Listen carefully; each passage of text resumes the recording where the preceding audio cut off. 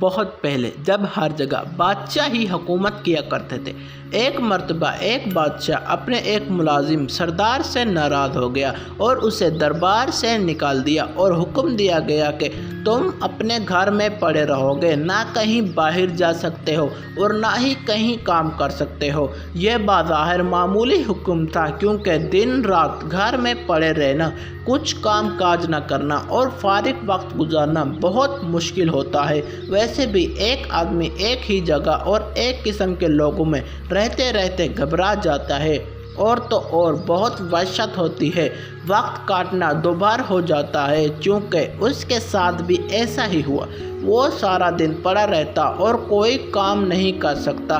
سردار بہت پریشان تھا، کیونکہ اس کے بچوں کے پیٹ بھرنے کا سوال تھا۔ جب وہ گھر سے باہر ہی نہیں جائے گا تو بچوں کو کیسے پالے گا؟ اتفاق سے کچھ دنوں کے بعد بادشاہ، وزیر اور شہزادے بلائے گئے۔ سردار کو ایک ترکیب سوجھی تو اس کی آنکھیں چمک اٹھی۔ اس نے اپنی بیوی کو پڑوس میں ایک قیمتی جوڑا لانے کے لیے بھیجا۔ وہ پڑوس سے قیمتی جوڑا لے آئی۔ سردار نے مانگے کا قیمتی جوڑا جلدی سے پہن لیا اور گھر سے نکل پڑا اور شان سے چلتا ہوا شاہی دربار میں پہنچا۔ درباری سمجھے کہ کوئی معزز مہمان ہے، اسے لے جا کر بڑے ادب سے بڑے لوگوں کے ساتھ کرسی پر بٹھا دیا گیا۔ سردار گردن اکڑا کر کرسی پر بیٹھ گیا۔ دربار شروع ہوا، جشن کی تمام رسمیں ادا کی گئیں اور اس کے بعد دسترخوان پر اعلیٰ قسم کے کھانے رکھے گئے۔ سردار نے بھی ہاتھ بڑھا کر خوب ڈٹ کر کھانا کھایا اور پھر نظر بچا کر بڑی چالاکی سے سونے کی ایک رکابی اپنے لباس میں چھپا لی، اور دربار ختم ہوتے ہی وہاں سے 9-2-11 ہو گیا اور گھر آ کر بڑے مزے سے سارا واقعہ اپنی بیوی کو سنایا۔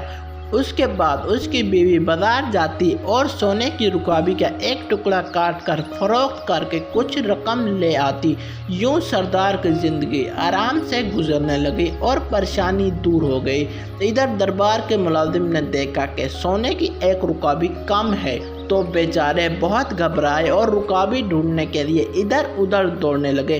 بادشاہ نے ان کی حالت دیکھ کر کہا کہ تم سب کیوں پریشان ہو؟ مجھے معلوم ہے کہ سونے کی رکابی غائب ہو گئی ہے اور اب وہ تمہیں نہیں ملے گی۔ مجھے یہ بھی معلوم ہے کہ وہ رکابی کس نے چرائی ہے۔ اگلے سال پھر جشن ہوا اور دربار مہمانوں سے بھر گیا۔ جشن کے اختتام پر مہمانوں کو کھانا دیا گیا۔ سردار بھی اس موقع پر موجود تھا۔ کھانا کھانے کے بعد پھر اس نے نظر بچا کر بڑے اطمینان سے ایک سونے کی رکابی اپنے لباس میں چھپا لی۔ دربار ختم ہوا تو مہمان جانے لگے تو سردار محل کے دروازے سے باہر نکلنے لگا کہ اچانک بادشاہ اس کے سامنے آ گیا۔ بادشاہ کو دیکھ کر وہ بہت سٹپٹا اور گھبرا کر ادھر ادھر دیکھنے لگا۔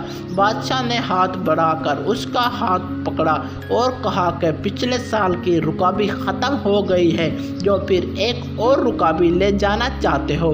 یہ سنتے ہی سردار کے ہوش اڑ گئے اور خوف کے مارے کانپنے لگا۔ آخرکار بادشاہ کے قدموں پر گر پڑا اور کہنے لگا، حضور کے حکم کی تعمیل میں مجھے میرے گھر میں بند کر دیا گیا تھا۔ کئی مہینوں تک پریشانی اور تنگرست رہا، آخر مجبور ہو کر یہ نازیبا حرکت کی۔ حضور مجھے معاف کر دیں۔ بادشاہ کچھ دیر سوچتا رہا، پھر کہنے لگا کہ اچھا، ہم نے تمہیں معاف کر دیا اور تمہاری ملازمت بھی بحال کر دی۔ غلطی ہماری تھی کہ ہم نے حکم ہی ایسا دیا تھا کہ آدمی بھوک اور تنگرستی سے مجبور ہو کر چوری کرنے پر آمادہ ہو جاتا ہے۔ اگر ہم تمہیں گھر میں قید نہ کرواتے تو شاید تم ایسی حرکت کبھی نہ کرتے۔ جاؤ، اب ایسی حرکت نہ کرنا۔ چوری بہرحال بری حرکت ہے۔ بادشاہ اور سردار دونوں نے غلطی کی تھی، دونوں نے اپنی اپنی غلطی تسلیم کر لی اور ایک دوسرے کا آئندہ کے لیے عبرت حاصل ہو گئی۔ کہتے ہیں کہ پھر سردار نے کبھی چوری نہ کی اور نہ بادشاہ نے کبھی کسی کو ایسی سزا دی۔ یہ کہانی ہمیں یہ سکھاتی ہے کہ ہمیں کبھی کسی کو ایسی جگہ آمادہ نہیں کرنا چاہیے کہ وہ غلط راستے پر نکل پڑے۔ اگر آپ کو مزید ایسی ویڈیوز دیکھنی ہیں تو میرے چینل کو سبسکرائب کریں۔